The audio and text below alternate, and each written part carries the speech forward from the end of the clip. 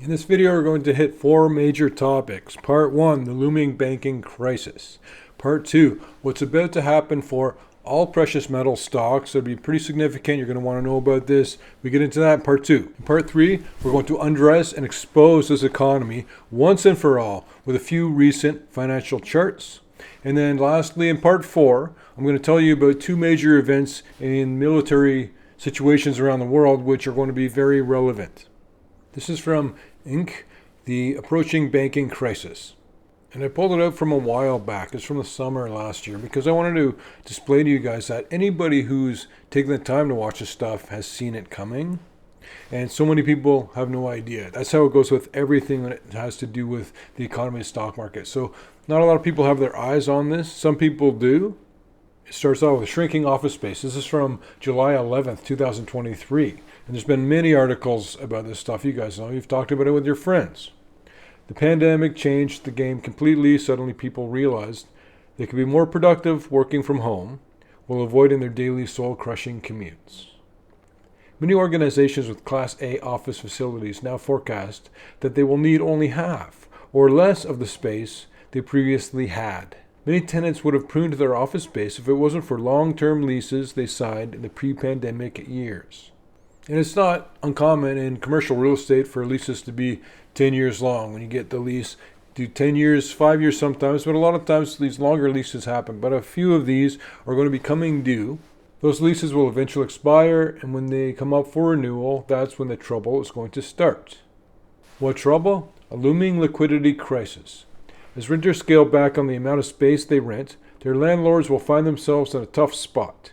That will force the banks who loan the money to those landlords to step in, but the problem will be the building value is now half as much as what it used to be. The banks can't sell the building and cover their mortgage. That means they'll face a massive liquidity crisis like the one that took out Silicon Valley Bank. This scenario is exactly like 2008-2009 banking crisis that devastated the residential real estate market. Only this time, it will be driven by commercial real estate. This looming disaster will unfold in slow motion as these leases expire over the next few years, and many banks will soon be in financial trouble. Guys, I have a major announcement to make. This is really pivotal for my company, myself, the brand, the team, everything. And I have to do it in a dedicated video. It's going to be the next video coming up after this one. It'll be a couple of days, I guess. So that's one of the reasons you want to make sure to subscribe to not miss this, because it's going to affect and it applies to everything that we're doing here at the Peter Leeds brand. Now, just before we get into part 2, which is the major upcoming event that's going to affect all precious metals miners, before we talk about the military situations that are changing, before we undress and expose the economy with a few financial charts, I realize that maybe we should slow down for a minute. Maybe you guys have some questions. Maybe I talk too fast sometimes. I know that I do. And if you ever want to just ask me a question, maybe I missed something, maybe you want to know when to sell stock, whatever, you can email me directly. If you're a Peter Leeds Insider for a few bucks a month that supports the channel, and then you get a faster, more thorough response. I don't care if you're an insider or not. I do care, but if you're not an insider and you ask me a question, I'll answer it. No problem. But if you're an insider, I even know how long you've been a supporter, what level of support you're providing to keep this all ad-free for all of us. And I know for a fact that our two biggest supporters are Dexter Young, shout out to Dexter, and Todd P. Todd, you are also the very first member of what was the Peter Leeds Army, but the Peter Leeds Insiders now. Plus, that's the only way to get the Peter Leeds Insider exclusive newsletter, a specialty publication where I talk about whatever I want, whenever I want. Only for, exclusively, Peter Leeds Insiders. I'm going to tell you what's coming up soon for precious metals stocks. And I just recently sold, if you're a member of the Peter Leeds newsletter, you would have seen that I sold one of the silver stocks, part of it, one of the silver stocks that I really like and think is going to do really well in price. I'll show you also why I sold, why I decided to sell, even though I am such a raving fan of silver. I love silver at current prices, and it's going to go a lot higher because things such as the undersupply of hundreds of millions of ounces per year. This is from the Silver Institute, Supply and Demand. It shows you total supply, total demand, but where you want to look on this chart is the market balance, right here. In 2021, there's 81 million ounces of silver which were demanded or used up or bought up more than were produced. In 2022, that number spiked to 253 million.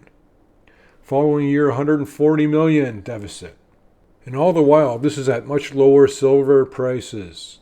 Now that silver prices are starting to go up, I'll actually show you how it affects things like GDP in terms of mining companies coming up in this video. I also think that silver prices and all commodities prices are going to do very well in terms of the declining purchasing power of the US dollar as they print more. This is from Forbes. Trading down, the risks of dollar devaluation. Robert Lighthizer, a former U.S. trade negotiator and a potential Treasury Secretary pick for a second Donald Trump administration, is reportedly discussing ways to devalue the dollar in order to reduce the U.S. trade deficit. When they devalue a currency, it's kind of like taking off a zero. They can do whatever denominator or whatever amount. They can take off 2 zeros, 3 zeros, but like you have $1,000 bill, and then now it's a $100 bill.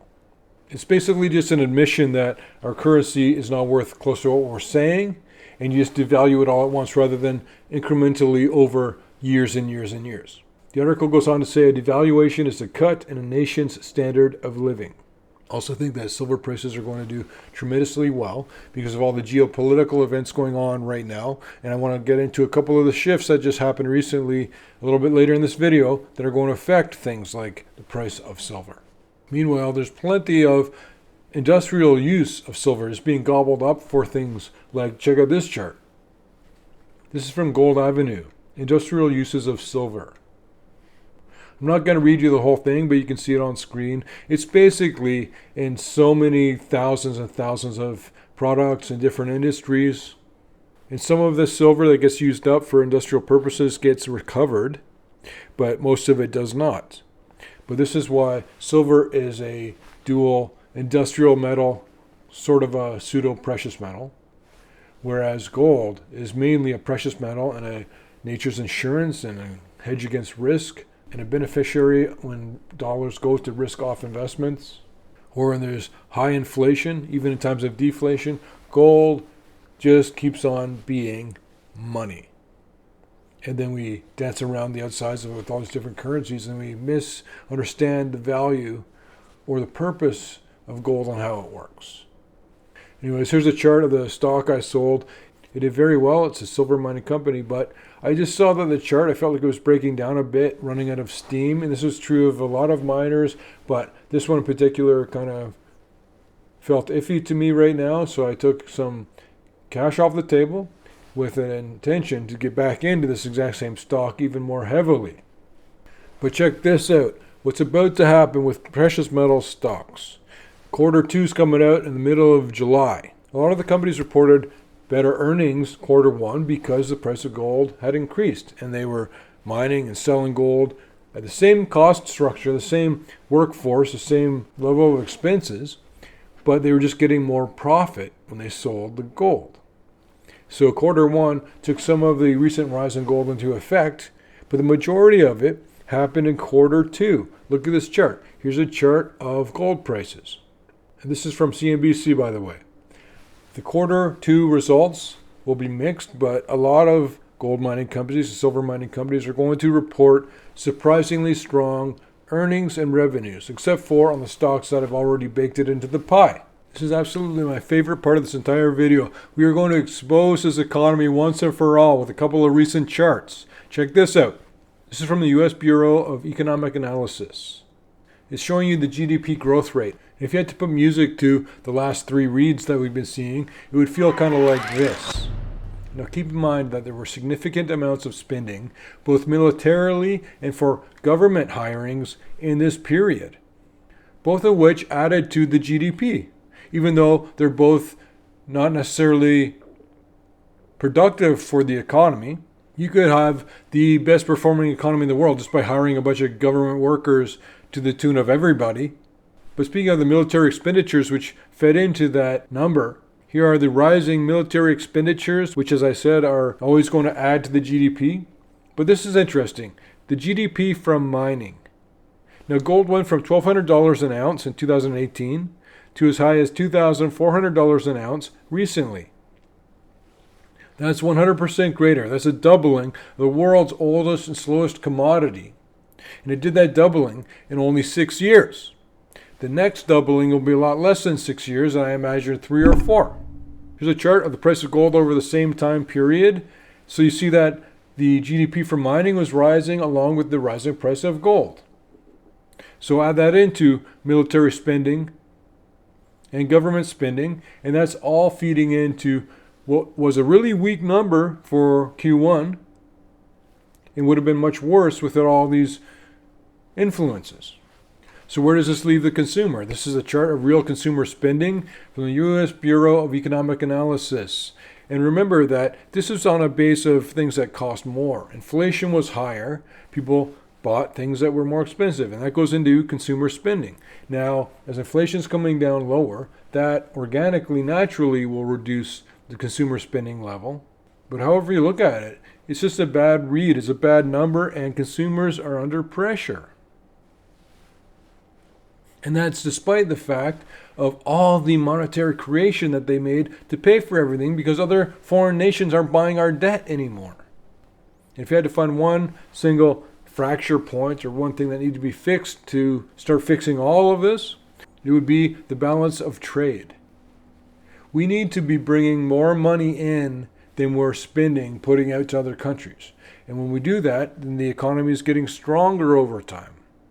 As it stands right now, the balance of trade has been consistently negative since I started tracking it in the first place. Now, this is from the World Gold Council. Gold is getting harder to find as miners struggle to excavate more. I told you a while ago that all the low-hanging fruit's been picked. There's not a lot of easy open-pit gold mines anymore. They got to go further, more difficult situations. They've got to try and get less gold out of the rock because there's less gold there because all the good finds have been exploited, most of them. The gold mining industry is struggling to sustain production growth as deposits of the yellow metal become harder to find. According to data from the International Trade Association, mine production inched up only 0.5% in 2023 compared to a year ago.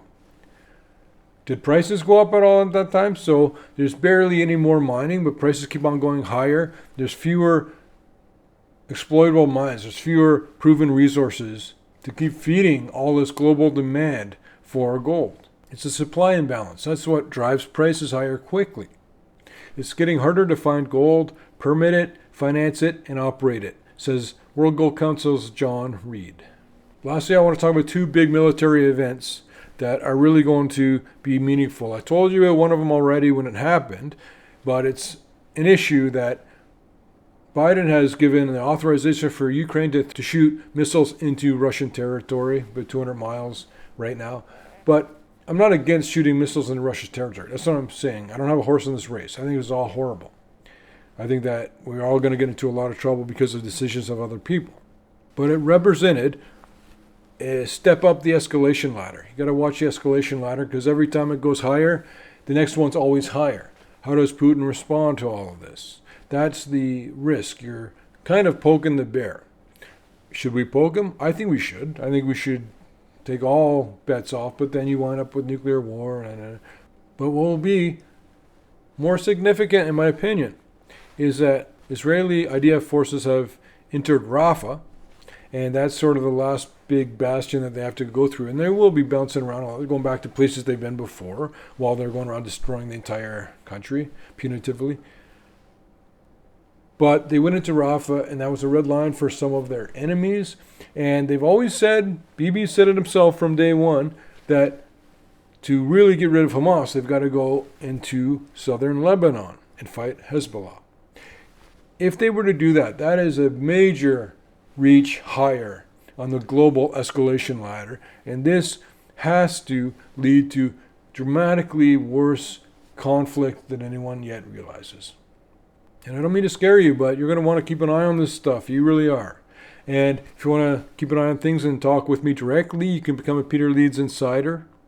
And do not forget that I have a massive announcement about the Peter Leeds brand. Next video, make sure to subscribe right now. You can click it right now. Subscribe so you don't miss it. And then you can unsubscribe to your heart's content.